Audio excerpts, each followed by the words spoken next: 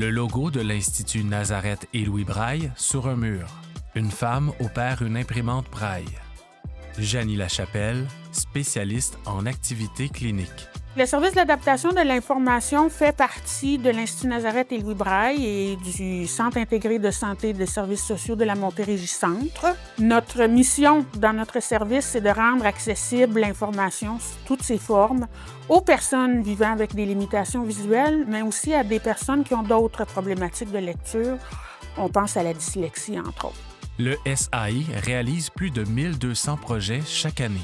Notre service contribue au mieux-être des personnes touchées par des limitations visuelles depuis plus de 50 ans. Janie Lachapelle, spécialiste en activités cliniques. Donc, nous, notre travail, c'est qu'on reçoit des documents, on reçoit de l'information sur toutes sortes de formes. Ça peut être des documents papier, ça peut être des fichiers. Et notre travail, c'est de rendre cette information-là accessible. Karine Lefort, technicienne Braille. Mon métier consiste à travailler l'adaptation de médias, mais vraiment dans le volet Braille. On fait des romans, on fait du matériel scolaire, on fait du matériel pour les entreprises aussi, des menus de restaurants. Le travail peut être très, très varié selon la clientèle qu'on a. Notre service adapte plus de 25 000 pages imprimées chaque année en différents médias accessibles. Plus de 200 produits différents sont disponibles au comptoir des ventes de l'Institut Nazareth et Louis Braille grâce au travail de l'équipe du SAI. Marc Saint-Onge, technicien en communication. Avec mon collègue Zachary, on a pour mandat de travailler sur des missions d'accessibilité numérique. L'accessibilité numérique s'adresse à tous, notamment aux personnes avec des limitations motrices, des limitations auditives et des limitations cognitives. Pour qu'un contenu web soit accessible, on se base sur des standards d'accessibilité. Les experts du SAI proposent des services conseils et d'accompagnement aux webmestres souhaitant rendre leur site web accessible à tous. Marc Saint-Onge, technicien en communication. Sur des pages web, il y a des contenus qui sont non textuels, par exemple des images, des graphiques qui représentent des données. On doit s'assurer que dans le code source de la page, on a ajouté ce qu'on appelle un alt, une alternative textuelle qui vient donner aux outils d'adaptation utilisés par les personnes aveugles l'information qui décrit ces images-là.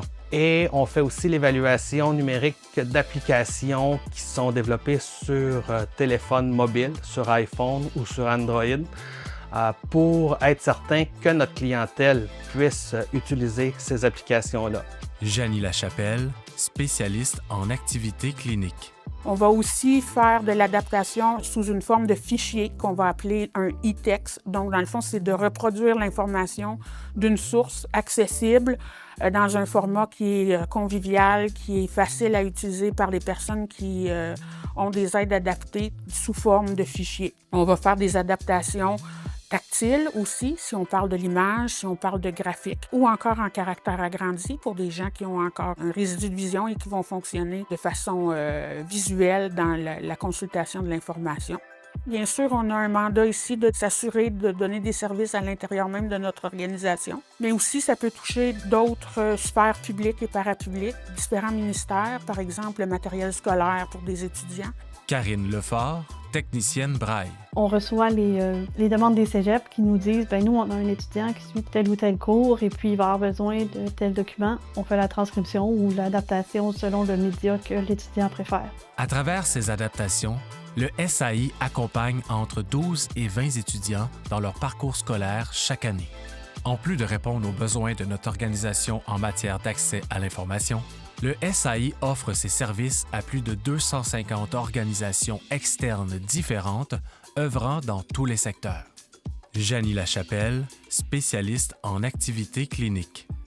On a aussi une portion où on va faire de la modélisation et de la production 3D pour toutes sortes de matériel qui va répondre à des besoins aussi en lien avec l'information, mais plus au niveau de la manipulation, par exemple. Marc-André Rémillard, technicien Braille. Dans mon quotidien, des fois, on a des personnes qui ont des besoins, que ce soit autant clinique, des fois en orientation, mobilité. Dans le fond, une personne aurait besoin d'une maquette. Alors, on modélise en 3D, on produit un prototype, Puis, on fait de l'assemblage à l'aide de machines 3D. La Fondation de l'Institut Nazareth et Louis Braille est un précieux partenaire de notre service, permettant l'acquisition d'équipements technologiques dédiés à la réalisation de nos activités. Marc-André Rémillard, technicien Braille. Le type de modélisation 3D qu'on va faire, des fois, c'est autant quelque chose qui est organique, alors des choses pour, mettons, un aide de technique pour un bras, un avant-bras. Des fois, c'est la perte d'une pièce pour une aide technique qui est précieuse. Des fois, on est capable de modéliser quelque chose pour remplacer rapidement la composante. Le SAI peut compter sur une équipe dynamique constituée d'une douzaine d'experts en accessibilité de l'information. Près du tiers des employés du SAI présentent des limitations visuelles et est donc directement touché par les enjeux d'accès à l'information. Une force pour notre service. Janie Lachapelle, spécialiste en activités cliniques. Et on offre toutes sortes de services conseils aussi pour tout ce qui est adaptation de l'information, la signalisation dans les lieux publics, par exemple, toutes sortes de conseils en lien avec le visuel des documents pour ceux qui ont encore une basse vision, les contrastes, le caractère à utiliser, le type de police, l'espacement, etc., etc. Marc Saint-Onge, technicien en communication. Quand on planifie l'accessibilité dès qu'un projet est sur la planche à dessin avant même de commencer à le concevoir, c'est beaucoup plus facile de s'assurer qu'il soit accessible que de tenter d'implanter l'accessibilité une fois qu'un projet est déjà mis sur pied. Logo, service de l'adaptation de l'information. Vous avez besoin de notre expertise? N'hésitez pas à nous joindre. Par courriel, braille.inlb@ss.couv.qc.ca ou par téléphone 450-463-1710 ou sans frais 1-800-361-7063 poste 159-346. Logo Québec, Centre intégré de santé et de services sociaux de la Montérégie Centre.